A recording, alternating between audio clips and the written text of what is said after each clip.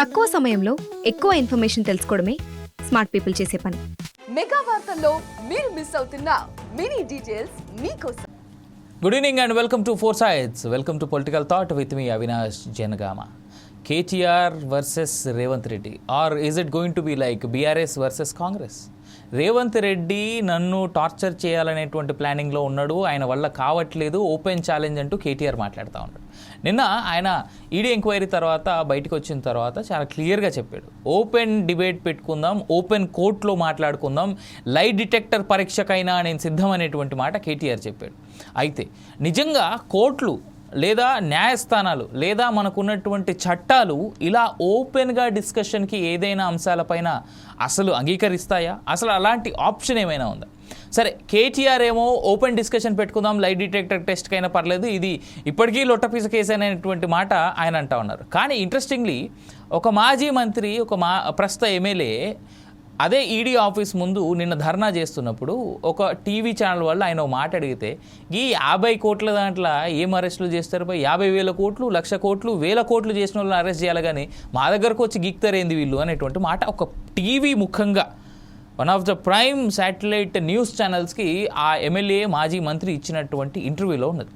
I don't want to mention the channel. కాకపోతే అంటే ఎట్లా తయారైన 50 కోట్లు అనేటువంటిది తప్పు కాదా? 50 కోట్లలో నిజంగా అవినీతి జరిగితే అది తప్పు జరిగినట్టు కాదా? అవినీతి జరిగినట్టు కాదా?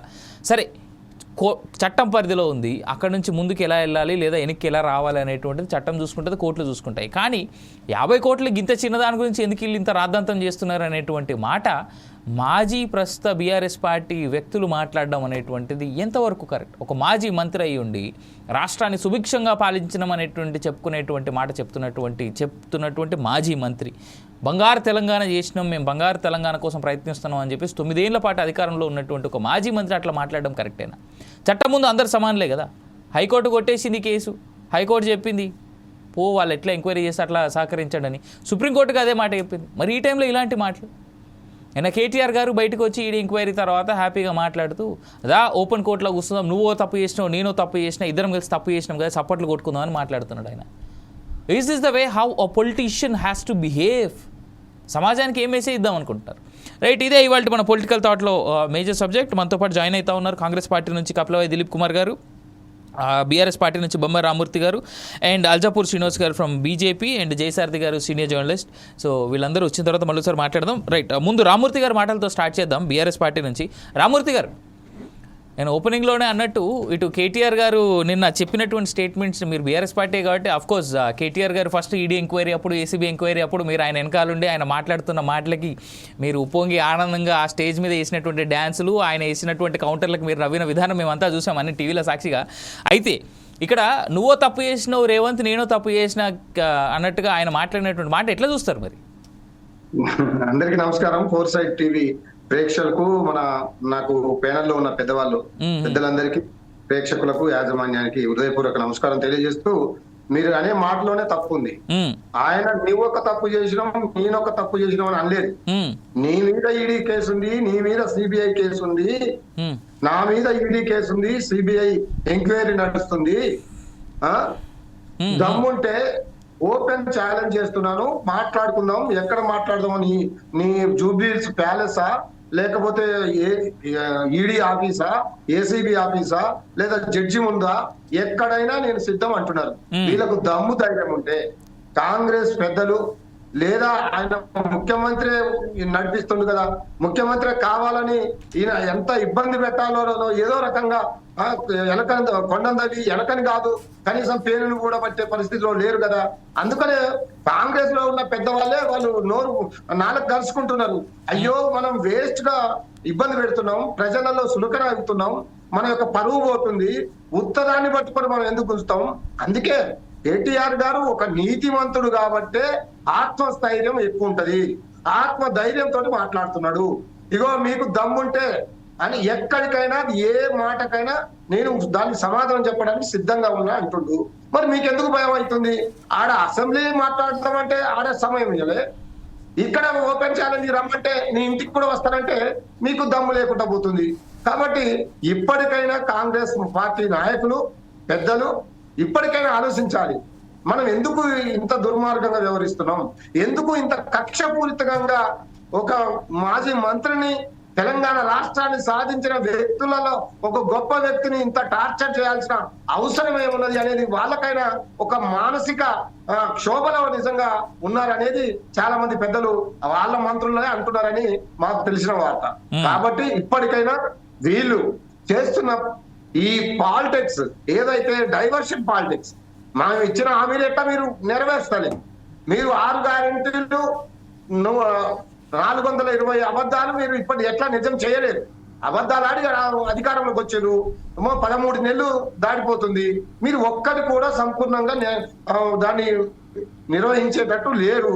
కాబట్టి ఏదో రకంగా ఒక్కొక్కసారి అది అంటారు, ఒక్కోసారి సినిమా హీరోల మీద, ఒక్కోసారి సినిమా హీరోయిన్ల మీద, ఇట్లా రకరకాల డైవర్షన్ పాలిటిక్స్, ఫోన్ ట్యాపింగ్ అన్నారు, కాళేశ్వరం అన్నారు, ఇంకేదో అన్నారు, ఇంకేదో గొర్రెల స్కామ్ అన్నారు. ఇట్లా ప్రతిదీ ప్రజల మైండ్ ను డైవర్ట్ చేయడానికి ఆడుతున్న ఒక డ్రామా, ఒక కుటిలమైన కుట్ర. ఈ కుట్రని ఛేదించాల్సిన బాధ్యత ఈ తెలంగాణ సమాజంపై ఉన్నది. ఇప్పటికైనా రేవంత్ రెడ్డి అలాగే కాంగ్రెస్ పార్టీ పెద్దలు ఇప్పటికైనా మీరు వాస్తవాలని బయటకు పెట్టండి. ఊహాజనితమైన కేసులతోటి, ఒక సాక్ష్యాధారాలు లేని కేసులతోటి, జరగని అవినీతి కోసం, జరగని స్కామ్ల కోసం జరిగిందని 100కి 10 చెప్పి ఏదో దాన్ని నిజం చేద్దామని మీ యొక్క పన్నాగం అది ఎక్కడ కూడా నిలబడదు, కోర్టులో నిలవదు. సరే కొన్ని రోజులు ఇబ్బంది పెడితే పెట్టొచ్చు మీరు, కానీ నిజం గెలుస్తుంది, ధర్మం నిలబడుతుంది. అది చాలా క్లియర్ గా మనకు మున్ముందు కూడా కనబడుతుంది. ఈ సందర్భంగా తెలియజేస్తూ మీరు చేసే కార్యక్రమాలు ఇప్పటికైనా మీరు ఇస్తా అన్న హామీని నిలబెట్టండి. మేము అడుగుతున్నాం. పెద్దలు దిలీప్ గారు ఉన్నారు, కపిలవాయి దిలీప్ గారు, పెద్దలు కపిలవాయి దిలీప్ కుమార్ గారు, మా అన్నగారు. మేమంటే ఆయన అంటే మాకు పెద్ద గౌరవం. ఆయనకు ఈ సందర్భంగా మీరు చెప్పండి సార్, 2500 రూపాయలు మహిళలకు ఇస్తామన్నారు, 13 నెలలు దాటిపోయింది, ఎప్పుడు ఇస్తామని ప్రజలు అడుగుతున్నారు. దీన్ని పక్కతో పట్టియాలి. ముసలి వాళ్ళకు, వృద్ధులకు 4000 రూపాయలు పెంచి పెన్షన్ ఇస్తా అన్నారు, ఎప్పుడు ఇస్తారు? ఇప్పుడు సంవత్సరం దాటిపోయింది. పాపం వృద్ధులు వెయిట్ చేస్తున్నారు, మీకు అడుగుతున్నారు. వాళ్ళని ఎప్పుడు పట్టించుకుంటారు? కౌలు రైతులకు ఎప్పుడు ఇస్తారు? రైతు కూలీలకు ఎప్పుడు ఇస్తారు? మీరు అన్నయ్య ఇవ్వడం లేదు. 15,000 అన్నారు, మళ్ళీ 12,000కి వచ్చారు. అవి కూడా ఎప్పుడు ఇస్తారో, ఎప్పటి నుండి స్టార్ట్ చేస్తారో, ఎన్ని ఎకరాల వరకు ఇస్తారో అది కూడా క్లారిటీ లేదు. ఇప్పటికైనా మీరు ఒక క్లారిటీ తెచ్చుకోండి. మీ గవర్నమెంట్ ఇంకా మీకు అధికారుల మీద కానీ లేదా ఒక పట్టు ఇంకా రాలేదు, సంవత్సరం అయినా కానీ ప్రజలు చీకొడుతున్నారు, దుమ్మెత్తిపోతున్నారు, ఏడుస్తున్నారు. మార్పు కోసం ఓటేస్తే ఏడుపు తప్ప ఈ రాష్ట్రంలో ప్రజలకు ఏమీ మిగలలేదు. కాబట్టి మీరు భవిష్యత్తులో మళ్ళీ మళ్ళీ అధికారం రావడం మీ కళల్లో కూడా లేదు. ఇక మీరు చూస్తున్నారు, మీరు 4 సంవత్సరాలు మమ్మల్ని ఇబ్బంది పెడితే పెట్టొచ్చు. అక్రమ కేసులు పెట్టి మా ఎమ్మెల్యేల మీద, మా ఎంపీల మీద, మా మాజీ మంత్రుల మీద, వాళ్ళ మీద, మా పార్టీ నాయకుల మీద, సోషల్ మీడియా మిత్రుల మీద పెట్టి మమ్మల్ని ఇబ్బంది పెట్టొచ్చు. కానీ 4 సంవత్సరాల తర్వాత ఈ రోజు చెప్తున్నాను, రాసి పెట్టుకో, 40 సంవత్సరాల వరకు బీఆర్ఎస్ పార్టీ అధికారంలో ఉంటది. మా కేసీఆర్ గారి నాయకత్వంలో మీ ద్వారా ఈ ప్రతిపక్ష పార్టీలకు తెలియజేస్తున్నారు. రెండు ఒకటే. కాంగ్రెస్ తాను అంటే బీజేపీ తందాన అంటుంది. అదే మాట కాంగ్రెస్ కూడా అంటుంది సార్. బీజేపీ ఏసీబీ ఈడీ ఈ ఇద్దరు రెండు ఇక్కడ కాంగ్రెస్ సంస్థ. రామూర్తి గారు అల్జాపూర్ శ్రీనివాస్ గారు సార్, అల్జాపూర్ శ్రీనివాస్ గారు ఇక్కడ రామూర్తి గారు ఒక పెద్ద అబాండం వేశారు. కాంగ్రెస్ బీజేపీ రెండు ఒకటే అని. కాంగ్రెస్ వాళ్ళేమో అంటారు బీజేపీ బీఆర్ఎస్ ఒకటని, బీజేపీ అంటది బీఆర్ఎస్ కాంగ్రెస్ ఒకటని. దీంట్లో ఎవరెవరు వాస్తవం సరే? దాంతోపాటు ఇందాక రామూర్తి గారు అన్నటువంటి స్టేట్మెంట్స్ అన్ని మీరు చాలా క్లియర్గా విన్నారు. ఒకటి అవినాష్ గారు, సరే రామూర్తి గారు బాధ్యత బీఆర్ఎస్ కార్యకర్తగా, నాయకునిగా, ప్రవక్తగా వాళ్ళ పార్టీ యొక్క స్టాండ్ ని, పార్టీ నాయకులను రక్షించడానికి కోసం టీవీల ముందు ఆత్మ చంపుకొని కూడా అబద్ధాలను నిజంలాగా నమ్మించే ప్రయత్నం చేస్తారు. దట్ ఇస్ దేర్ డ్యూటీ, వాళ్ళ యొక్క బాధ్యత. కానీ వాస్తవాలు ప్రజలకు కూడా తెలుసు కదా, వారి అంతరాత్మకు కూడా తెలుసు కదా. ఇప్పటికి కూడా నాకు తెలిసి కేటీఆర్ గారు కావచ్చు, లేకుంటే బీఆర్ఎస్ సినీ నాయకులు కావచ్చు, ఎవరైనా కావచ్చు, ఈ రాజకీయ వ్యవస్థ, ప్రజాస్వామ్య వ్యవస్థ, పరిపాలన వ్యవస్థను ఇంకా నమ్మడం లేదు. కోర్టు నడుస్తున్నాయి కదా. ఈడీ నోటీసులు ఇచ్చే, ఏసీబీ నోటీస్ ఇస్తే మీరు ఆఫీస్కి పోతా ఉన్నారు, క్వశ్చన్స్కి ఆన్సర్ ఇవ్వడానికి పోయినారు మీరు. అది ప్రభుత్వ పరంగా లేకుంటే న్యాయ వ్యవస్థ పరంగా జరిగేటువంటి ప్రక్రియలో భాగంగా మీరు పోతా ఉన్నారు. మళ్ళీ బయటకు వచ్చి బయట కూర్చుందాం, ఈ కోర్టులో ఎక్కేంది, కోర్టులో మాట్లాడేది ఏమున్నది, బయట పంచాయతీ దాకా కూర్చుందాం, మీ బ్యాలెన్స్ లో కూర్చుందామా, ఇంకెక్కడ కూర్చుందామంటే ఇది నాకు అర్థం కావట్లేదు. కేటీఆర్ గారు హీజ్ వెల్ ఎడ్యుకేటెడ్ పర్సన్, విదేశాల్లో చదువుకొని వచ్చినారు. వ్యవస్థను దీర్ఘ 10 సంవత్సరాల కాలం పాటు, సుమారు 9.5 సంవత్సరాల కాలం పాటు వ్యవస్థను నడిపించినారు మీరు. మీ మనసులో ఇప్పటికీ అదే ఉన్నది, రాచరికపు మనస్తత్వం అన్నది ఈ పవర్ పోయిన తర్వాత కూడా మారలేదన్న విషయం అర్థమవుతా ఉన్నది. భయ్ జరిగిందేదో జరిగింది. మేము పాలించే సమయంలో పొరపాటు జరుగుంటే ఆఫీసర్లే తప్పని మీరు ఒప్పుకుంటున్నారు కదా. ప్రొసీజర్ లేకున్నా అదే చెప్పి ఉంటే నాకు ఆఫీసర్లు చెప్పాలి, వాళ్ళు చెప్పలేదు, వాళ్ళు చేస్తారు, నాది తప్పు ఉన్నది అని సింపుల్ గా కొట్టి పారేసేట్లా. మీరు ఒక మంత్రిగా, షాడో ముఖ్యమంత్రిగా ప్రధానమైనటువంటి పాత్ర పోషిస్తూ మీరు ఆ ప్రభుత్వంలో జరిగిన తప్పుల్ని ప్రభుత్వ తప్పుగా మీరు ఎందుకు అంగీకరించారని చెప్తున్నా.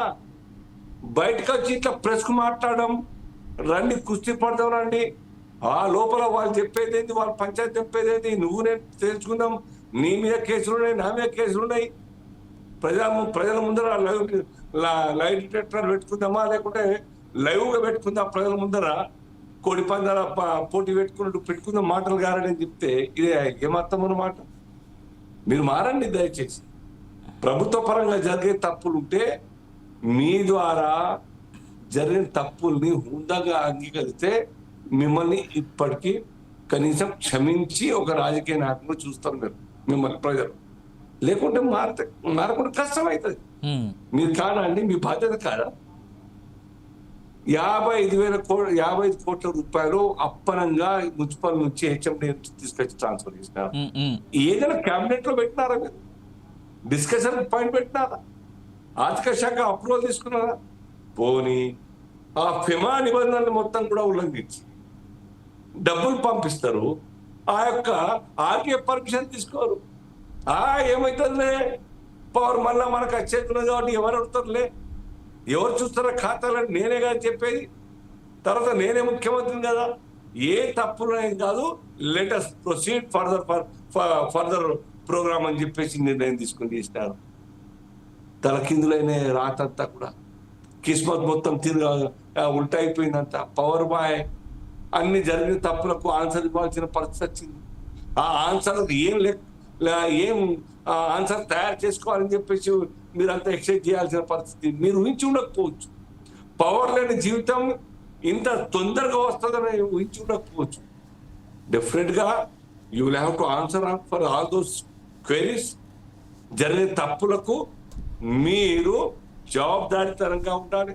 నాట్ ఓన్లీ 50, మీకు పెద్ద బాగా చిన్నగా అనిపిస్తుండొచ్చు కేటీఆర్ గారు, 45,000, 40 కోట్లు, 50 కోట్లు, 55 కోట్లు ఎందుకు ఖర్చు పెడతారు? 5 కోట్లు, 10 కోట్లు ఖర్చు లేకుండా పంచాయతీ నింపుదాం అనుకుంటారు. సరే పోయి 55 కోట్లు మీ ఇంట్లోకి వెళ్ళి మీరు దానం చేయలే, ప్రజల సొమ్ము, ప్రజాధనం మీ జేబులకి వెళ్ళి అప్పరంగా ఇచ్చి డొనేషన్ రాయలే. మీరు ప్రజల డబ్బండి కష్టపడి సంపాదించి వారు కట్టే దాంట్లో ట్యాక్స్ రూపాయలు వచ్చేటువంటి డబ్బులు, ఫీజుల రూపాయలు వచ్చే ఎటువంటి ప్రొసీజర్ లేకుండా నిర్ణయం చేసుకొని ట్రాన్స్ఫర్ చేసే అధికారం మీరు తినేయచ్చు. Admit, I accept. మీ జేబులోకి ఆ 55 కోట్లకి వెళ్ళి ఏం రాలేదు అనుకుందాం, 10% కమిషన్ రాలేదా, ఇంకేం రాలేదా అనుకుందాం ఒక నిమిషం కోసం. మీ బాధ్యత కదా ప్రొసీజర్ ఫాలో కావాల్సింది. క్యాబినెట్ అప్రూవల్ తీసుకోవాలి బాధ్యత కాదా? లేదా ఫెమా నిబంధనలు అడ్డం వస్తా ఉంటే పర్మిషన్ తీసుకోవాల్సిన బాధ్యత మీది కాదా? ఇవన్నీ కూడా మీరు చదువుకున్న వాళ్ళు ఇంటే చెప్తారు ఆన్సర్. తెల్లారు ఏమనుకోవాలా? ఇంకా ఇలా మైండ్ సెట్ మారలేదు. ఈ యొక్క తెలంగాణ ప్రభుత్వాన్ని నడిపినటువంటి ఒక ప్రజాస్వామ్య పద్ధతులను నడపాల్సిన ప్రభుత్వాన్ని మీరు నడపలేదు. ఇంకా కూడా అపోజిషన్ ఉండి కూడా మీ మైండ్ సెట్ మారలేదు. అదే రాచరిక వ్యవస్థను మైండ్ లో ఉన్నది. రాబోయే కాలంలో చాలా కష్టం అని ప్రజలు అనుకోరా? పక్క పెట్టారు అనుకోరా? రైట్ శ్రీనివాస్ గారు I'll come back to again Dilip గారు ఇందాక రామూర్తి గారు మాట్లాడుతూ తోటి బీఆర్ఎస్ నాయకులు ఒకప్పుడు మీకు మాజీ, సో ఆయన మాట్లాడుతూ ఒక మాట అన్నారు, తానా అంటే తందానా అని బీజేపీ కాంగ్రెస్ రెండు కలిసిపోయి మా మీద కక్ష సాధింపు అనేటువంటి మాట అన్నారు ఆయన. సో దీన్ని ఎలా చూస్తున్నారు అసలు? ఇన్ఫ్యాక్ట్ ఒక్క మాట సార్, అంటే ఓపెన్గా నేను ముగ్గురు ప్యానలిస్టులు సీనియర్ నాయకులు అందరినీ కలిపి అడుగుతున్నాను. ఒక ఎంక్వైరీలో ఉన్నటువంటి వ్యక్తి తను ఎంక్వైరీ అయిన తర్వాత బయటకు వచ్చి ప్రెస్ మీట్ పెట్టి ఓపెన్ ఛాలెంజ్లు విసరం, అది కోర్టు పరిధిలో ఉన్నటువంటి కేసు లేదా ప్రస్తుతానికి ఎంక్వైరీ జరుగుతున్నటువంటి టైంలో ఓపెన్ ఛాలెంజ్లు, ఈ విధమైనటువంటి విధానం అసలు కరెక్టేనా? ముగ్గురిని అడుగుతా ఉన్నా, నార్మల్ కామన్ మ్యాన్ లాగా నాకు సమాధానం చెప్పండి. రైట్, ముందు దిలీప్ గారు మాటిద్దాం, దాని తర్వాత మిగిలిన ఇద్దరు అడుగుతాను. ఒకటండి సింపుల్ లాజిక్, ప్రొసీజరల్ ఇర్రెగ్యులారిటీస్ జరిగినాయి అనేది ఎస్టాబ్లిష్ అయిన తర్వాతనే గవర్నర్ వాళ్ళు ఫైల్ పంపి ఈయనకు ప్రాసిక్యూషన్ పర్మిషన్ అడిగారు. ఆయన లీగల్ ఒపీనియన్ తీసుకున్నాడు. లీగల్ ఒపీనియన్ తీసుకున్న తర్వాత ప్రాసిక్యూషన్ పర్మిషన్ ఇచ్చాడు. ఈ అందులో సబ్స్టెన్స్ లేకపోతే, ప్రైమా ఫేసి అఫెన్స్ లేకపోతే గవర్నర్ స్థాయిలో ఉన్నటువంటి ఆయన ఆ పర్మిషన్ ఇవ్వడు. నెంబర్ 1. నెంబర్ 2, బిగినింగ్ లో కేటీఆర్ అన్నాడు, ఎస్ నేనే అధికారులకు చెప్పాను, పూర్తి బాధ్యత నాదే అన్నాడు. మెల్లమెల్ల మాట మార్చి నేను సందేహం పెట్టిన అధికారులు చూసుకోవాలి కదా అంటాడు. అట్లా ఉంటుంది సిస్టమ్ లో. ఒక శాఖకు అధిపతిగా ఎవరైతే ఉంటారో కింది వాడు ఒకడు నెగటివ్ రాస్తాడు, ఇంకోటి పాజిటివ్ రాస్తాడు, ఒకడు ఎస్ అంటాడు, ఒకటి అంటాడు. అల్టిమేట్ గా డెసిషన్ తీసుకునేటువంటి అధికారం మంత్రికే ఉంటుంది. మంత్రిదే పూర్తి బాధ్యత ఉంటుంది ఒకసారి ఆ నిర్ణయం తీసుకున్నాక. కింద ఏఎస్ ఆయన నో అనొచ్చు, ఎస్ అనొచ్చు, అది వేరే విషయం. బట్ అల్టిమేట్ గా డెసిషన్ తీసుకునేది జీవో ఎప్పుడు ఇష్యూ అయిందంటే ఈయన సంతకం పెట్టినాకనే అవుతుంది. అది అయిపోతే అల్టిమేట్ బాధ్యత లేదు. అక్కడ ఆర్బీఐ పర్మిషన్ లేదు, మనీ ఫారిన్ ఎక్స్చేంజ్ కింద కన్వర్ట్ అయింది. అదే ఆ కారణం చేతనే సుమోటిగా ఈడీ వచ్చింది. కాంగ్రెస్ ఇచ్చిన కంప్లైంట్ కాదు, మనీ ల్యాండింగ్ జరిగింది కాబట్టి ఈడీ ఎంటర్ అయింది. ఈడీ ఎంటర్ కావడానికి ఒక ఎఫ్ఐఆర్ రిజిస్టర్ అయితే చాలు. సో అది జరిగింది కాబట్టి ఈ రోజు ఈడీ ఎంటర్ అయింది. అది మనం ఇచ్చింది కాదు కంప్లైంట్. ఇదన్నీ పోను అక్కడ ఎవరైతే ఈ బాండ్స్, ఎలక్ట్రల్ బాండ్స్ ఇచ్చారో ఆ ఎలక్ట్రల్ బాండ్స్ 41 కోట్లు ఈ కంపెనీ వాడు నీకు ఎందుకు ఇస్తాడు అసలు? అంటే దానికి సంబంధించి ఏదో ఒక లాభం వాడికి జరగకపోతే ఇవ్వడు కదా. చాలా మంది ఇవ్వచ్చు, మీరు 100 రూపాయలు మాకు ఇవ్వచ్చు, నేను 100 రూపాయలు కేసీఆర్కి ఇవ్వచ్చు, డొనేషన్ ఇవ్వచ్చు, అది వేరే విషయం. నీకు నాకు లాభం జరగకపోతే ఆ చందాన్ని ఎవడు కూడా, ఆ బాండ్ని ఎవడు క్వశ్చన్ చేయడు. కానీ ఏ కంపెనీ అయితే ఈ రోజు ఆ లాభం పొందిందో, కాంట్రాక్ట్ అవార్డ్ అయిందో, ఆ కంపెనీకి మీరు 41 కోట్లు ఇస్తారు. ఇక నాకేం సంబంధం లేదన్నా, లేదా నాకే సంబంధం ఉన్నా, you have to face the consequences అండి. ప్రజాప్రతినిధిగా ఉన్నాడు. ఇప్పుడు మనం అండి సిస్టమ్ పెట్టుకున్నాం. మన సిస్టమ్ లో లెజిస్లేచర్ ఉంది, ఓ ఎగ్జిక్యూటివ్ ఉంది, ఓ జ్యుడిషియరీ ఉంది. ఈ వ్యవస్థను సృష్టించిన మనమే. ఒక లెజిస్లేటివ్ అంటే ఒక అసెంబ్లీలో నాయకుడిగా ఉన్న ఈయన దాని గౌరవం చెప్పితే ఇక సామాన్యుడు ఏం గౌరవిస్తాడండి? గౌరవం మనమే ఇచ్చుకోవాలి. దానికి వ్యవస్థ సృష్టించుకుని మనం ఛాలెంజ్ చేస్తా, లైట్ డిటెక్టర్ టెస్ట్ కూడా అని సీఎం ఆహ్వానిస్తే నాకు తెలియదు మరి లైట్ డిటెక్టర్ టెస్ట్ ఎప్పుడన్నా ఫేస్ చేసాడో లేదో. కానీ లైట్ డిటెక్టర్ టెస్ట్ కేవలం నువ్వు చెప్పేది అబద్ధమో నిజమే చెప్తుంది తప్ప నువ్వు లంచం తీసుకున్నావు లేదో ఎంత తీసుకున్నావు చెప్పదు. నువ్వు మాట్లాడుతున్నప్పుడు అబద్ధం చెప్తున్నావు, నిజం చెప్తున్నా. పాలిగ్రాఫ్ ఒకవేళ అబద్ధం చెప్తే అసలు పెద్ద గీతలు గీస్తుంది, నిజం చెప్తే చిన్న గీతలు గీస్తుంది తప్ప లైట్ డిటెక్టర్ చూస్తే బయటపడేది ఏ ఉండదు. నీకు విల్ పవర్ గట్టిగా ఉంటే నువ్వు అబద్ధం చెప్పినా కూడా అది నిజమనే చూపిస్తుంది. సో అది పెద్ద టెస్ట్ అని అనుకోను. అసలు నీకున్నటువంటి నిజాయితీ ఎట్లుందా అంటే నువ్వు ప్రజల ద్వారా ఎన్నుకోబడేటువంటి ఒక పవర్ఫుల్ నాయకుడివి. ఇంతకుముందు అల్లాపు శ్రీనివాస్ గారు మాట అన్నాడు, shadow chief minister, pseudo chief minister ఉంటుంది. అట్లాంటి వాడు కూడా రూల్స్ పాటించకుండా అవన్నీ ఫైనాన్షియల్ ఇర్రెగ్యులారిటీస్ చేసి క్యాబినెట్ అప్రూవల్ లేకుండా, ఏ విధమైనటువంటి అప్రూవల్స్ లేకుండా నేను చూసుకుంటా తర్వాత వచ్చేది మనమే ఆయన అన్నాడు. ఆ మాట నెక్స్ట్ గవర్నమెంట్ లోకి మనమే వస్తున్నాం, ఏం కాదు ఇచ్చేయన్నట. అరవింద్ కుమార్ స్టేట్మెంట్ అది, ఐఏఎస్ ఆఫీసర్. ఇంకొక ఐఏఎస్ ఆఫీసర్ ఏమో కంప్లైంట్ ఇచ్చాడు. ఏమనుకోవాలి మనం? దీన్ని ఫేస్ చేయాలి. ఫేస్ చేసి ఒకవేళ నువ్వు కనుక నిజంగా నేను నిర్దోషి అయితే రిలీజ్ అయిపోతావు. ఏముంది అక్కడ? ఎన్ని కేసులు మనం చూడలేదు, ఎన్ని నిజంగానే కక్షపూరితంగా మేము పెట్టామనుకోండి, న్యాయస్థానాలను అయితే మేము ఇన్ఫ్లుయెన్స్ చేయలేం కదా. రేపు న్యాయస్థానాలను నిర్దోషి తెలిసి వదిలిపెడితే మాకంటే మాకు నష్టం జరుగుతుంది, మీకేమో లాభం జరుగుతుంది పొలిటికల్ గా. కానివ్వండి, దానికి ఛాలెంజ్ ఎందుకు? పబ్లిక్ లో ఇంగ్లీష్ లో సామెత ఉంటుంది, ఒక సేయింగ్ ఉంది, let us not wash hour dirty line అని ఇన్ పబ్లిక్ అని. అంటే మనకున్న మురికి బట్టలను ప్రజల ముందు పబ్లిక్ లో ఉతుక్కోవడం మంచిది కాదు. ఎందుకంటే నువ్వు ఉతికినా నేను ఉతికినా మురికి బయట పడుతుంది. అది కాకుండా నిజాయితీగా ఎస్ అంటే నువ్వు అన్నావు కదా, ఎస్ నాదే బాధ్యత. పోనీ you face the consequences, why all these challenges, రా ఇది చూద్దాం అది చూద్దాం అనేటువంటి ఎందుకు అని అనేది. దాంట్లో ప్రొసీజర్ ఇర్రెగ్యులారిటీ అనుకుందాం, నిజంగానే ఆ కంపెనీకి నీకే రూపాయి ఇవ్వలేదు, నువ్వు ఆ కంపెనీకి వెళ్ళలేదు అనుకుందాం. కానీ వాస్తవం ఏదో ప్రజలకు తెలియనియండి. అంత మాత్రం చేత ఇప్పుడు అల్జాపూర్ శ్రీనివాస్ గారు న్యాయం బయటికి రావాలా, నీదే బాధ్యత అనగానే బీజేపీ కాంగ్రెస్ ఒకటే అంటే ఎట్లా? ఒక్కొక్క సంఘటనకు ఒక పార్టీకి సంబంధాలు ఉంటాయి మాకు. ఎట్లనండి?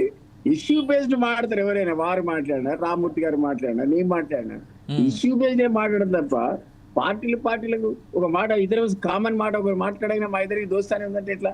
సో ఇది అన్నెసరిగా మన బట్టలు మనం ఏది మురికి బట్టలు పబ్లిక్ లో ఉతుక్కుంటామని అభిప్రాయం.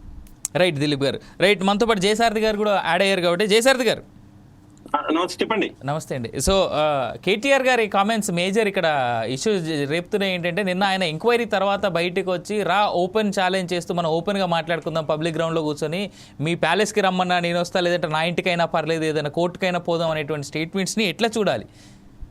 అంటే అవి పొలిటికల్ గా మాట్లాడుకోవడానికి అలాంటి కామెంట్స్ చేస్తూ ఉండొచ్చు ఎవరైనా కూడా.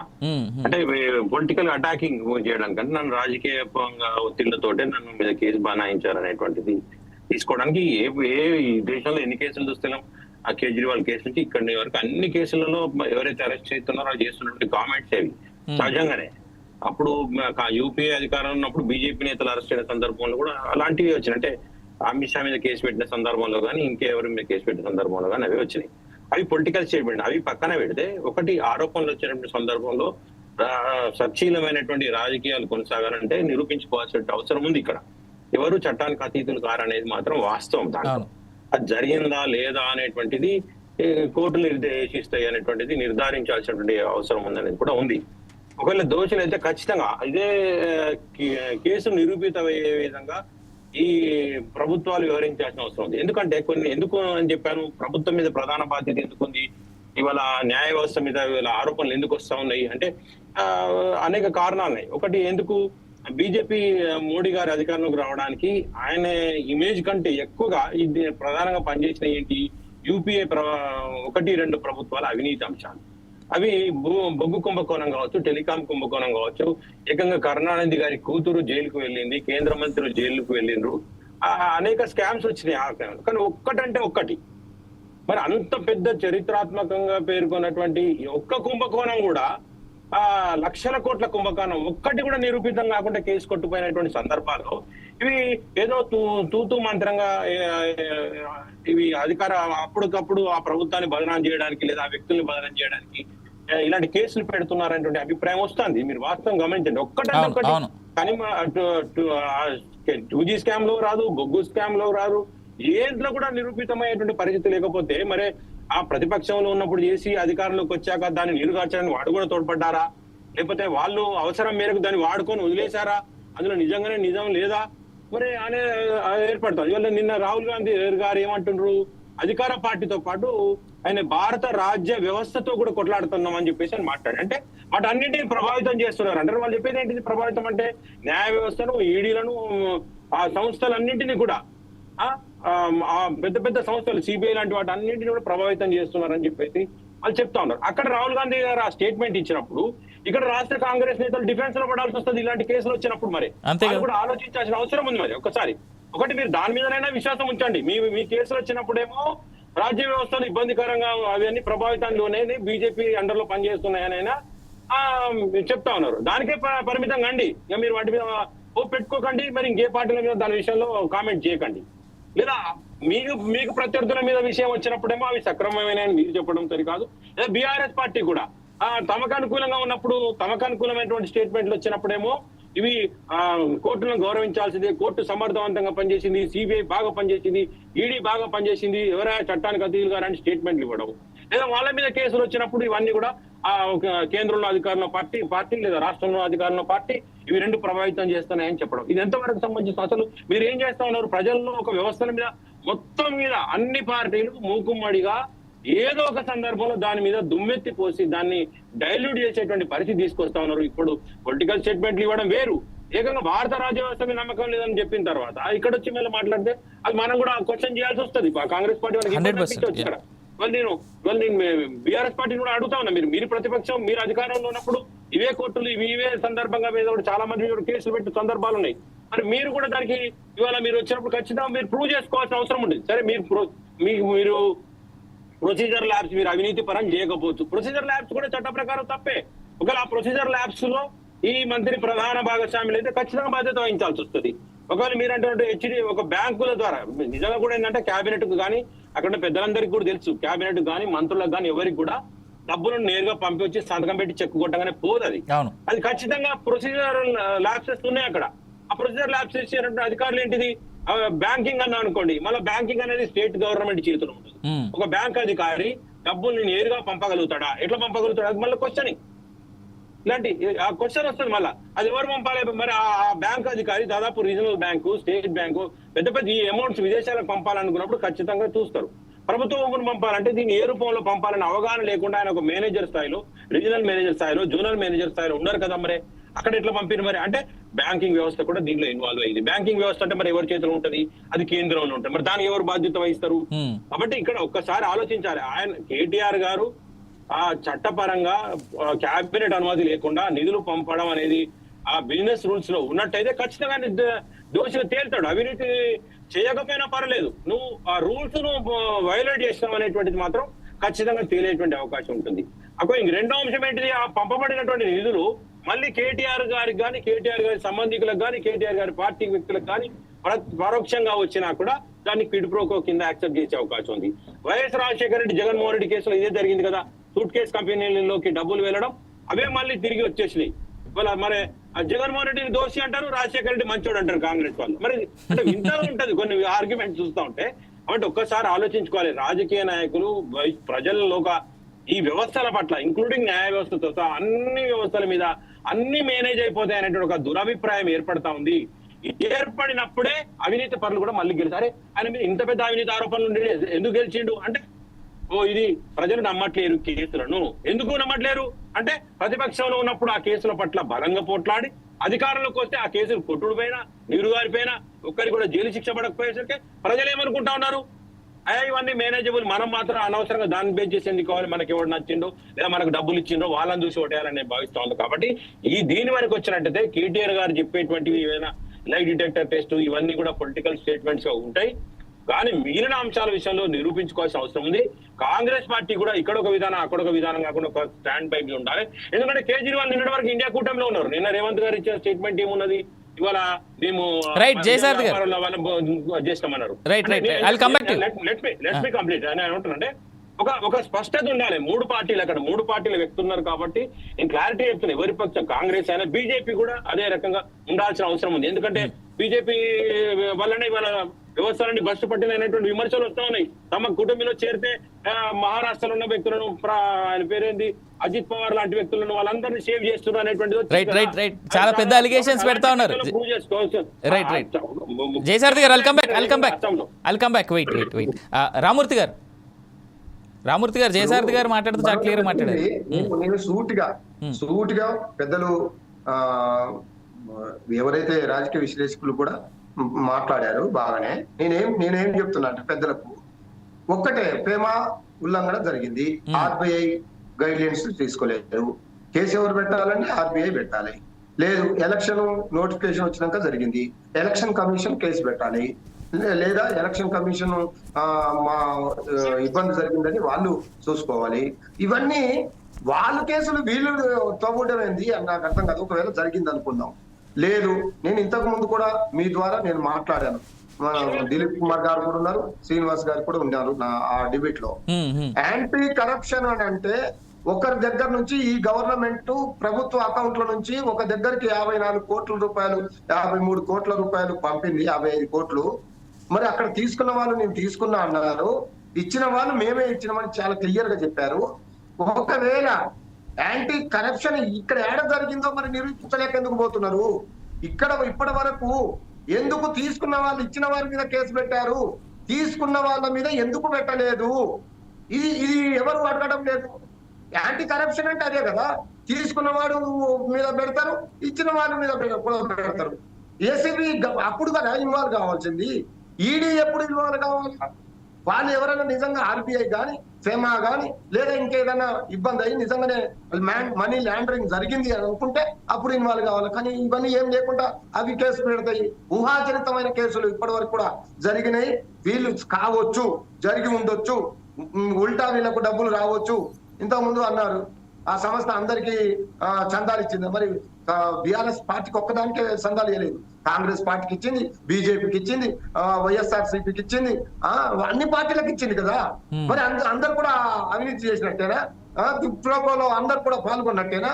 అందరు కూడా అన్ని రకాల సహాయ సహకారాలు అందరు చేశారా? వాళ్ళు అధికారంలో కేంద్రంలో ఉన్నారు బీజేపీ వాళ్ళు, ఇక్కడ కాంగ్రెస్ వాళ్ళు ఇప్పుడు రాష్ట్రంలో అధికారంలో ఉన్నారు. వీళ్ళు ఇచ్చినట్ట మరి వీటికి సమాధానం చెప్పాల్సిన అవసరం ఏమున్నది? కేటీఆర్ గారు అన్నది క్లియర్ గా అదే. అయ్యా మీరు ఈ ఉత్తుత్త ఎంక్వైరీలతోటి 10 కోట్ల రూపాయలు ఖర్చు పెడుతున్నారని తెలిసింది. ఎందుకు 20-30 లక్షలు ఖర్చు పెడితే ఇద్దరం ఒకేసారి ఆయన ఏం క్వశ్చన్లు అడుగుతాడో ఏమున్నదో ఇద్దరం లైవ్ డిబేట్ లేదా ఇద్దరం డిబేట్ చేద్దాం, లేదా అసెంబ్లీలో మాట్లాడదాం, నేను ఏం తప్పు చేసినో నిరూపించమనగానే అంటున్నాడు. 30-40 లక్షలతో అయిపోయేదాన్ని అధికారులను ఎందుకు ఇబ్బంది పెడుతున్నారు? ఆ పసలేని లొట్టపీస్ కేసు అని అంటున్నాడు. దాని మీద మీకు దమ్ము ధైర్యం ఉంటే, మీ దగ్గర నిజాయితీ నిజంగా కేటీఆర్ గారు తప్పు చేసి ఉంటే నిరూపించండి. ఎందుకు మరి నిరూపించలేకపోతున్నారు? సార్ రామూర్తి గారు నాదో ప్రశ్న ఉంది. పొద్దున లేకుండా మాట్లాడుతున్నారు. కాబట్టి మీ బోధనలో పసలేదు, మీ యొక్క విధానంలో ఓన్లీ కక్షపూరితంగా నేను జైలుకు పోయాను, నన్ను జైలుకు పంపించారు. అరే నువ్వంటే అడ్డంగా 50 లక్షల డబ్బులతోటి దొరికిన దొంగవు కాబట్టి లోపలేశారు. మరి కేటీఆర్ ఎక్కడ డబ్బులతో దొరికాడా? మరి దీనికి సమాధానం చెప్పాల్సిన బీజేపీ చెప్పదు, కాంగ్రెస్ మీద ఏమనదు. దాన్ని వాళ్ళ రక్షణ సంస్థగా వాళ్ళు కాపాడుతూ ఉన్నారు. ఇక్కడ మాత్రం మరి మన కేంద్రం పోతే మాత్రం మళ్ళీ అక్కడ వేరు, ఇక్కడ మాత్రం బడేబాయి చోటాబాయి ఇద్దరు ఒకటే. రైట్. అల్జాపూర్ శ్రీనివాస్ గారు, రామూర్తి గారు, నేను అడిగిన దానికి సమాధానం చెప్పాల్సిన అవసరం ఫ్యామిలీస్లపై ఉన్నది. ఎందుకు జరుగుతున్నది? కేటీఆర్ గారు అంత ధైర్యంగా చెప్తున్నాడంటే నేను తప్పు చేస్తున్నాడు, తప్పు చెప్తున్నాడని అనలేక ఎందుకు పోతున్నారు మీరు? రైట్. అల్జాపూర్ శ్రీనివాస్ గారు చాలా పెద్ద అలిగేషన్స్ పెట్టారు రామూర్తి గారు. ఇప్పుడు చెప్పడం లేదు, ఇక్కడ అన్ని అబద్ధాలు చెప్తున్నాడు, బయటకు వచ్చి అన్ని ఏమేమో చెప్తున్నాడు. అధికారులు చెప్పాలి. అవినాష్ గారు చెప్పండి. ఆ కేసు అయింది 18th అక్టోబర్ కదా. కిషోర్ గారు కంప్లైంట్ ఇచ్చింది. ఎలక్షన్స్ క్యాంపెయిన్ టైం, అది నోటిఫికేషన్ వచ్చి ఎలక్షన్స్ ప్రచార కార్యక్రమం నడుస్తా ఉన్నది during their government only. Danakishore గారు ప్రిన్సిపల్ సెక్రటరీ కాబట్టి కంప్లైంట్ ఇవ్వడం జరిగింది. దాని ఆధారంగానే ఏసీబీ వాళ్ళు ఇనిషియేటివ్ తీసుకున్నారు. దానికి జవాబు చెప్పండి మీరు. వాళ్ళు అడిగే ప్రశ్నలకు జవాబు చెప్పండి. అడిగేదేమో నా పక్కన అడ్వకేట్లు ఉంటారు, వాళ్ళకి జవాబు పక్కన ఉంటారు అని చెప్పి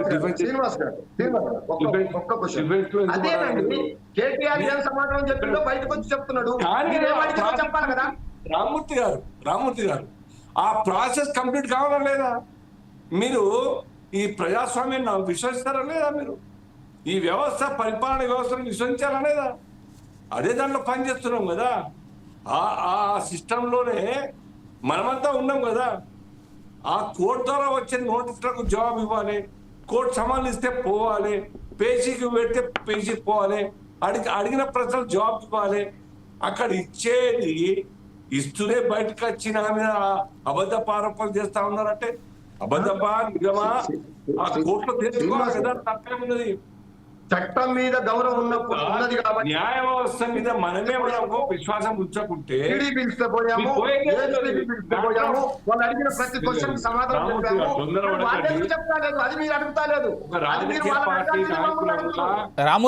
రామూర్తి గారు ఏసీబీ దగ్గరికి పోయినా ఈడీకి దగ్గర పోయినా కానీ, ఏసీబీ దగ్గర అయినా ఈడీ దగ్గర అయినా కానీ మొదటి ఫస్ట్ పిలుపు అప్పుడు చేసిన డ్రామాలు అందరికీ గుర్తే ఉన్నాయి. పాపం ఇప్పటికే కేటీఆర్ గారికి అనవసరమైనటువంటి పేర్లు పెట్టి పిలుస్తూ ఉన్నారు. దాన్ని ఇంకా ఎక్స్టెన్షన్ లాగా కనిపిస్తా ఉంది ఆయన చేసేటువంటి చూస్తుంటే. రైట్. దిలీప్ గారు, నీతి మంత్రులకి ధైర్యం ఎక్కువ. నేను ఇంత ముందు చెప్పాను, మేము ఎక్కడ చేయలేదు కాబట్టి ధైర్యంగా మాట్లాడుతున్నాం. మీకు దమ్ము ఉంటే నిరూపించండి అంటున్నాం. మీకు దమ్ము ఉంటే ధైర్యం ఉంటే ఉత్తుగా ఏదో పెట్టి దానికి కోట్ల రూపాయలు ఖర్చు పెట్టి ప్రజాధనాన్ని నాశనం చేయకుండా మీకు దమ్ము ఉంటే నిరూపించండి. కోట్ల రూపాయలు ఎందుకు ఖర్చు అయితే చెప్పారు కదా, 10 కోట్లు ఖర్చు అవుతుంది. ఇప్పుడు ఏ ఎంక్వైరీలకైనా ఖర్చు తప్పదండి. సిస్టమ్ అది, పార్ట్ ఆఫ్ ది సిస్టమ్ అది. ఏసీబీ ఎంక్వైరీ అయినా అధికారులు మన జీతాల మీద పనిచేయాల్సిందే, ఈడీ అయినా మన జీతాల మీద పనిచేయాల్సిందే. ట్యాక్స్ పేర్ మనీతోనే ఇవన్నీ జరుగుతాయి. ఆ వ్యవస్థను మనం సృష్టించుకున్నాం. ఎందుకంటే ఉదాహరణ కొట్టి చెక్ అండ్ బ్యాలెన్స్ లాగా ఈ సిస్టమ్ ని ఈ రకంగా కాపాడుకోవాలనుకున్నాం కాబట్టి ఈ వ్యవస్థను అన్నిటి పెట్టుకున్నాం మనం. ఇవన్నీ కూడా మనం రక్షించుకోవడానికి, మన వ్యవస్థను రక్షించుకోవడానికి దీంట్లో మనం క్రియేట్ చేసినట్టు వ్యవస్థలు. కాబట్టి ఇది ఖర్చు అయింది, దానికి జీతం పోయింది అనుకోవడానికి వీల్లేదు. ఒక అలిగేషన్ వచ్చినాక ఒక ఆర్గనైజేషన్ ఇన్వెస్టిగేట్ చేసినట్టు మనం కోఆపరేట్ చేయాలి. ఇంతమంది మిత్రులు అన్నట్టు 41 crores మరి మీకు వాళ్ళు దాని ఏంటి బాండ్స్ ఇచ్చారు కదా. ఎందుకు ఇచ్చారు? మీకు నాకు లాభం మనం 100 రూపాయలు చెరువు 100 రూపాయలు డొనేషన్ అభిమానంతో ఇచ్చాం అనుకుందాం. మనం ఏ కాంట్రాక్ట్ దిలీప్ గారు కాంగ్రెస్ పార్టీ కూడా ఇచ్చారుగా, దేశం అంతా ఇచ్చిండొచ్చు. నేనేమంటా అంటే ఆయనకైతే లాభం ఇమ్మీడియట్ గా మీరు చేశారు కదా. ఇప్పుడు నాకు ఇచ్చాడు అనుకుందాం, నేనేం లాభం చేయలే కదా ఆయనకి. నీ మీద ఇప్పుడు రామ్మూర్తి గారి అభిమానంతో నీకు 1,00,000 రూపాయలు ఇచ్చాడు అనుకుందాం, నువ్వు ఆయనకి ఏ లాభం చేయనప్పుడు అది చందా అవుతుంది. మరి ఇక్కడేమో ఇమ్మీడియట్ గా కాంట్రాక్ట్ కనపడుతుంది. మేము కనిపెట్టింది కాదు, ఓపెన్ గా బాండ్ రూపంలో దేశవ్యాప్తంగా ఎవరైనా కావచ్చు. నేనేది ఒక రకంగా లాభం జరిగిందంటే డెఫినెట్లీ దాంట్లో అనుమానం వస్తుంది ఎవరికైనా. అది అవునో కాదో తేల్చాల్సింది కోర్టే. కోర్టునైతే మనం ఎవరో ఇన్ఫ్లుయెన్స్ చేయలేం కదా. ఇన్వెస్టిగేట్ చేసిన అధికారులు ఎంత మీరు దోషి అని చెప్పినా ఆఖరికి మెజిస్ట్రేట్ ముందే ఇవన్నీ కూడా చార్జ్ షీట్ ఫైల్ అవుద్ది, అక్కడే విచారణ జరుగుతుంది. ఆయన నిర్దోషి అయితే బాగానే కడిగిన ఏమంటారు కదా, మీరు అంటారు కదా కడిగిన ముత్యం. బీఆర్ఎస్ పార్టీకి బాగా పెద్దగా అలవాటైనటువంటి పదం లాగా ఉంది అది. కడిగిన ముత్యంలా బయటకు రానియండి ఎవరో అంటారు. మనం పోయి 2 దండలు వేద్దాం, మీరు ఒక దండ వేస్తే మీరు అట్లా సిస్టమ్ ని మనం అడ్డుకోకూడదు అంటున్నాను నేను. ఎందుకంటే వ్యవస్థలో ఇది డెఫినెట్లీ ఇప్పుడు మేమందరం ప్రొసీజరల్ ఇర్రెగ్యులారిటీసే అన్నాను నేను కూడా. చాలా మంది ఈవెన్ శ్రీనివాస్ గారు మన మిత్రుడు, నేను కరెక్ట్ వారు చాలా అనలైజ్ చేసినప్పుడు అన్నారు. వారు అన్నారు ప్రొసీజరల్ ల్యాబ్స్ అయినా తప్పే. కరెక్ట్. ఒక ప్రొసీజర్ లే డౌన్ అయినాక దాన్ని మీరు అతిక్రమిస్తే తప్పు అవుతుంది, దానికి పనిష్మెంట్ ఉంటుంది. అది మనం పెట్టుకున్నదే ఆ సిస్టమ్ అంతా. కాబట్టి అట్లాంటివి జరగకూడదని. ఎందుకంటే బడ్జెట్ ఉందనుకుందాం, రాష్ట్ర బడ్జెట్ అసెంబ్లీలో పాస్ అయితే మీరు దానికి అనుగుణంగానే రూపాయి అయినా సరే ఖర్చు పెట్టాల్సి వస్తుంది. దాన్ని మీరు అవాయిడ్ చేయలేరు. ఎందుకంటే that is a system adapted. అది రాష్ట్ర బడ్జెట్ లోంచే ఖర్చు పెట్టాలి. అంతేగాని ముఖ్యమంత్రి ఇష్టం వచ్చినట్టు లేదా కేసీఆర్ ఇష్టం వచ్చినట్టు కేటీఆర్ ఇష్టం వచ్చినట్టు పెట్టడానికి వీల్లేదు. ఈవెన్ ఈయన ఇప్పుడున్న మా ముఖ్యమంత్రి కూడా పెట్టడానికి వీల్లేదు. దానికి అనుగుణంగా రాష్ట్రం ఏదైతే శాసనసభ ఆమోదించిందో దాంట్లో ప్రతిపక్షం ఇంక్లూడెడ్, దాని ప్రకారం మీరు డబ్బులు ఖర్చు పెట్టాలి. కానీ నేను తర్వాత అధికారంలోకి వచ్చేది నేను దాని సంగతి తర్వాత చూసుకుంటా, ముందైతే అన్న మాట నేను కాదు అన్నది, ఆ కన్సర్న్ అధికారి అంటున్నాడు నువ్వు ఈ తర్వాత చూసుకుంటా అన్నాడని. అది ఇర్రెగ్యులర్. అది ఆ ప్రొసీజర్ ల్యాబ్స్ కైనా పనిష్మెంట్ ఉంటుంది. కాబట్టి ముందు ఏం జరిగేది బయటికి రావాలి.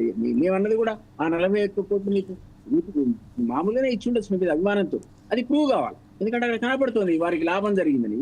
ఇవన్నీ ప్రొసీజర్ ల్యాబ్సెస్ లేకపోతే అసలు బేసిక్ క్వశ్చన్ గవర్నర్ అనేవాడు పర్మిషన్ ఇవ్వడు. ఆయన ఇచ్చాడు కాబట్టి మనకు కనపడుతుంది. మీరు 1,00,000 కోట్ల అవినీతి అది జరిగింది, ఇది ప్రూవ్ చేయలేదు, ఇప్పుడు ఊరికి వృధా అంటే ఇప్పుడు కాళేశ్వరంలో కమిషన్ ఇన్వెస్టిగేషన్ జరుగుతుందండి. ఇంకో 2 నెలలకు ఏమో రిపోర్ట్ వస్తుంది, అప్పుడు తెలుస్తుంది అందులో అవకతవకలు జరిగినాయో లేదు. విద్యుత్ శాఖలో జరిగిన అవినీతి మీద ఇంకో కమిషన్ ఎంక్వైరీ చేస్తుంది. యాంటీ కరప్షన్ మనం ఒకటి పట్టుకుంటే ఒక్క అధికారి దగ్గర 1,500 కోట్లు దొరికినాయి. గొర్రెల స్కామ్ లో అంత చిన్న ఆ డిపార్ట్మెంట్ లో 800 కోట్ల స్కామ్. మొన్న ఒక అసిస్టెంట్ ఇంజనీరు వాడు 1,500 కోట్ల స్కామ్ చేసినట్టు, అందరికి కోఆర్డినేటర్ వాడేనట. ఎక్కడదండి ఇవన్నీ? డబ్బులు ఎట్లా పోతున్నాయి? ఎవరు పట్టించుకోవట్లేదా? రూల్స్ ఉన్నాయా లేవా? మరి వీళ్ళందరినీ పనిష్ చేయాలా లేదా? ఎక్కడో కానివ్వండి, మేము కేటీఆర్ పనిష్ కావాలని అనట్లేదు, లేదా ఆయన దోషి కూడా అనట్లేదు. ఇఫ్ యూ డోంట్ కోఆపరేట్ విషయం ఎట్లా బయటకు వస్తుంది? ఒక అలిగేషన్ మీ మీద పెట్టినప్పుడు. ఇంకోటి ఈడీ ఇంతకుముందే ఈడీకి ఎవడు కంప్లైంట్ ఇవ్వలే కదా, ఎఫ్ఐఆర్ నమోదైంది, ఫారిన్ ఎక్స్చేంజ్ కింద మనీ తరలిపోయింది, అది 50 కోట్లు కానీ 1 కోటి రూపాయలు కానీ. నువ్వు ప్రొసీజర్ ఫాలో కాలేదు, మిత్రుడు అన్నట్టు ఆర్బీఐ పర్మిషన్ లేదు, క్యాబినెట్ అప్రూవల్ లేదు. ఆ ఇర్రెగ్యులారిటీ జరిగింది కాబట్టి ఈడీ ఎంటర్ అయింది. ఈడీ ఎంటర్ అయిందంటే సుమోటోగా ఎంటర్ అయింది without any complaint. FIR is enough for them. కాబట్టి ఇవన్నిటిని ఎస్టాబ్లిష్ చేయాలంటే ఖచ్చితంగా మీరు కోఆపరేట్ చేయాలి. అంతేగాని పలానోడు దొంగ కాదా, అంతకుముందు మీరు చేయలేదా, ఇవి మళ్ళా మీరు తప్పులు చేయడానికి పనికి రావండి. You can't defend yourself. ఇంకోటి తప్పు చేశారని ఎక్కడ మేము అడిగిన క్వశ్చన్లకు సమాధానం చెప్పకుండానో లేదా అడిగిన వాళ్ళు పిలిచినప్పుడు పోకుండానో చేయడం లేదు కదా. చట్టాన్ని గౌరవిస్తున్నాం, పిలిచినప్పుడు బాధ్యతతో చెప్తున్నాం.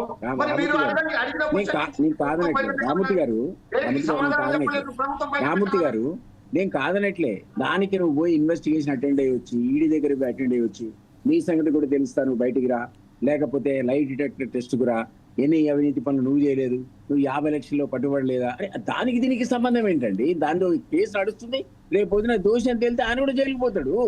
మీరు దీని సందర్భంగా నువ్వు కాదా, ఎక్స్ కాదా, వై కాదా, ఇది ఎక్కడ పంచాయతీ అంటున్నా నేను. మరి వస్తావు బయటికి రానివ్వండి, ఎందుకు భయం మీకు?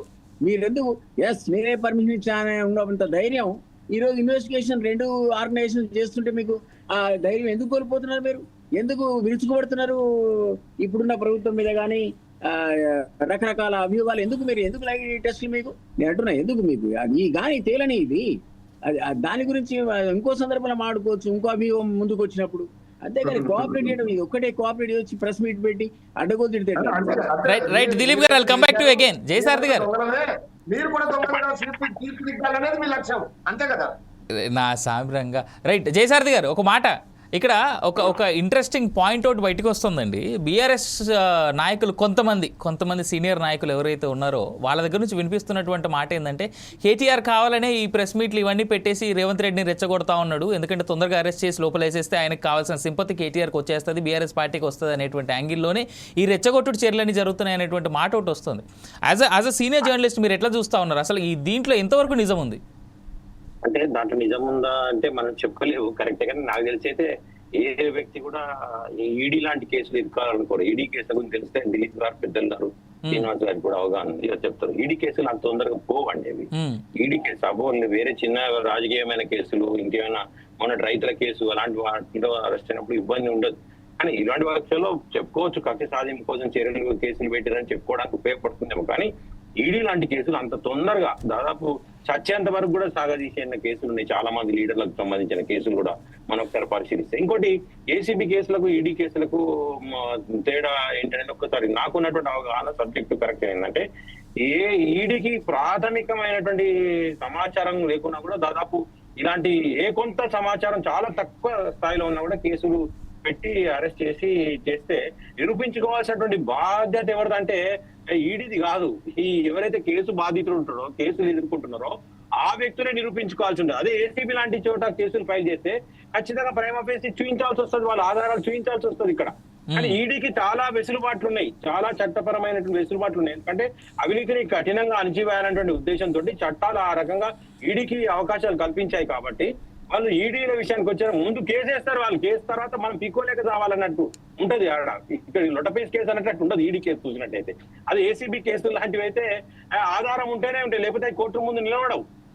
అది ఏసీబీ నిరూపించాలి ఇతడు అవినీతికి పాల్పడ్డాడు అనేది. ఇక్కడ ఈడీకి మాత్రం అటువంటి అవకాశం ఉండదు. ఎవరైతే ఆరోపణలు ఎదుర్కొంటున్నారో అలాంటి వ్యక్తులను నిరూపించుకోవాల్సిన అవసరం ఉంది. నాది ఎలాంటి తప్పు లేదు అని చెప్పి నిరూపించుకోవాల్సిన అవసరం ఉంటుంది. ఎక్కువ ఆ రకమైన ఆర్గ్యుమెంట్ చేయాల్సి వస్తుంది. కాబట్టి ఈడీ కేసులు అనేటువంటివి చాలా స్ట్రాంగ్ గా ఉంటాయి. ఆ ఈడీ కేసులను ఎదుర్కోవడం చాలా కష్టం. కాబట్టి దాంతోనే వాళ్ళకు టెంపరీ ఏదైనా ఇమేజ్ ఉపయోగపడుతుండొచ్చు.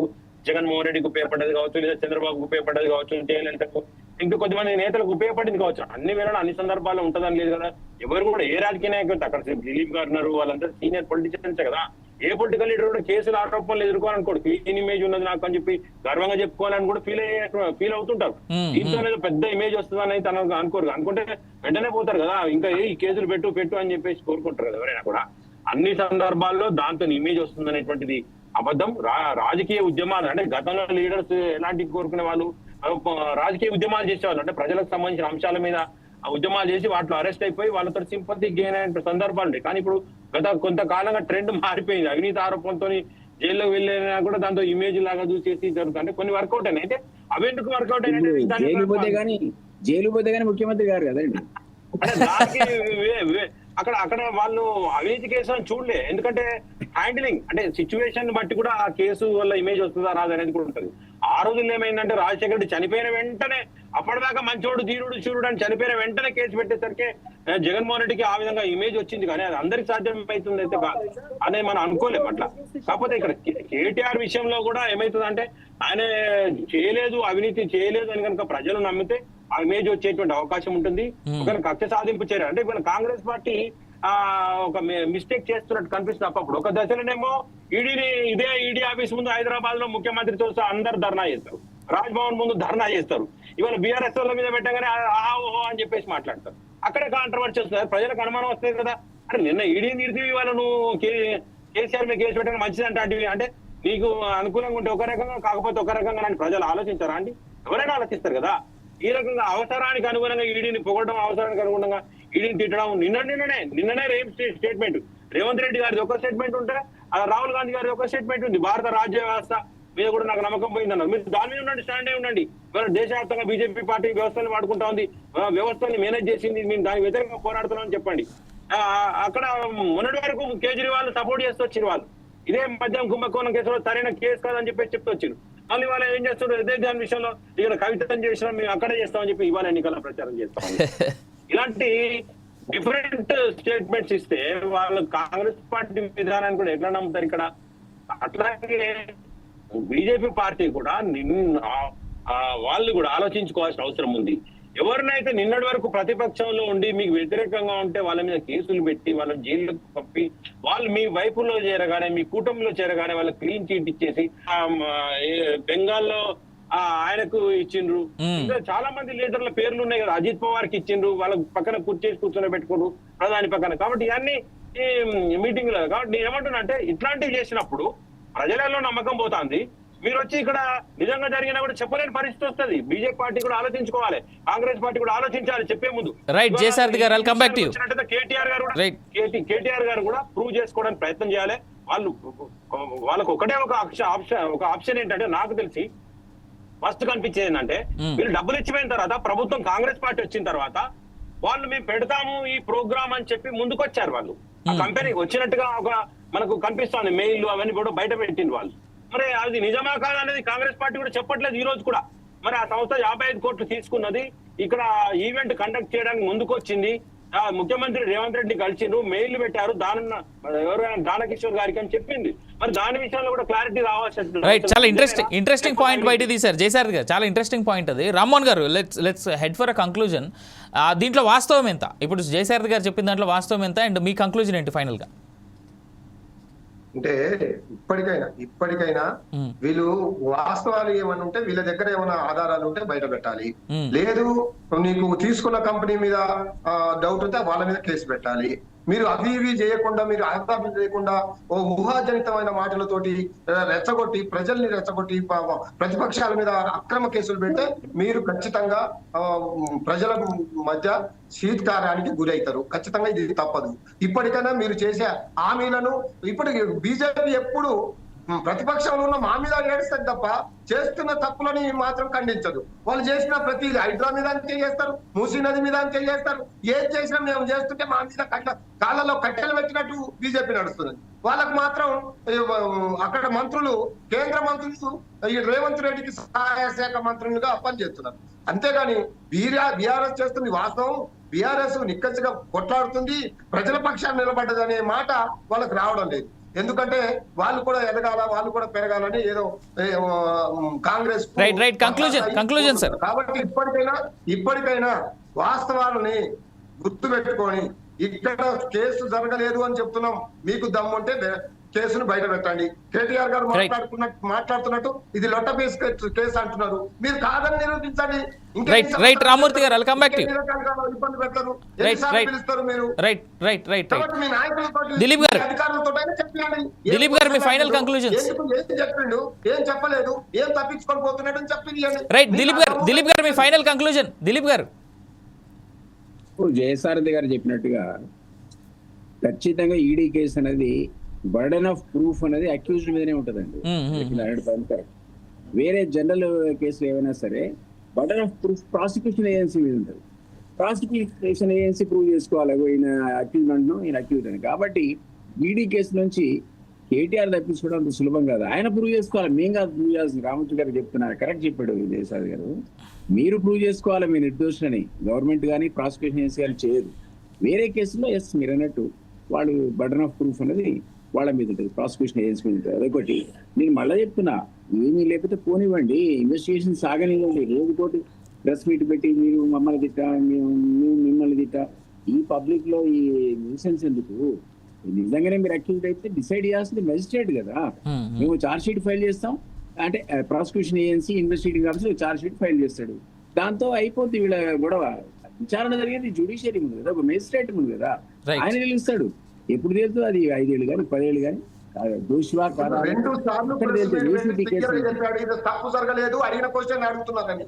మరి మీరు మీ అధికారులు ఎందుకు ప్రెస్ మీట్ పెట్టలేదు? మరి రైట్ రామ్మూర్తి గారు టైం అయిపోయింది. ఫైనల్ కామెంట్స్ ఇద్దాం. శ్రీనివాస్ గారు, అల్జాపూర్ శ్రీనివాస్ గారు బెటరు, అధికారులు ప్రెస్ మీట్ అవినాష్ గారు, లేదు వాళ్ళకి. అవినాష్ గారు, సార్ చెప్పండి. కేటీఆర్ గారు హిమ్సెల్ఫ్ అడ్మిటెడ్ దట్ నేను కమిట్ అయ్యాను, జరిగింది పొరపాటు, ప్రొఫెసర్ లేకుండా ల్యాబ్ జరిగింది, అధికారులు నాకు చెప్పి ఉండాల్సింది, నాకు చెప్పలేదు, వాళ్ళు బాధ్యత వహించాలా దానికి ఆయన చెప్తున్నట్టే దాని అర్థం తప్పు జరిగింది అని అడ్మిట్ చేసినారు. దాని తర్వాత ఈ చర్చ అవసరం లేదు. ఇక న్యాయ వ్యవస్థ విశ్వాసం వస్తున్నా, న్యాయమూర్తులు ఎట్లా డిసైడ్ చేస్తే దానికి నేను కట్టుబడి ఉంటా, I will avoid by the law అని చెప్తే చాలా గౌరవంగా ఉంటుంది. కానీ బయటకు వచ్చి లొత్తిడి మాటలు మాట్లాడడం, లేకుంటే రామూర్తి గారు అంటాడుతోని అనేక మంది స్పోక్స్ పర్సన్ తోని ఇన్ ఫేవర్ ఆఫ్ కేటీఆర్ గారితో మాట్లాడడం, డిబేట్ చేయడం, దీనివల్ల వచ్చేదే ఉపయోగం లేదు. గారు మరి బీఆర్ఎస్ డ్యామేజ్ అవుతుంది ఎక్కువ డిఫెండ్ చేసుకుంటే. రైట్, థ్యాంక్ యూ శ్రీనివాస్ గారు. అండ్ జయసారథి గారు, మీ ఇందాక చెప్పిందే నేను మీ కంక్లూజన్ లాగా తీసేసుకుంటున్నాను.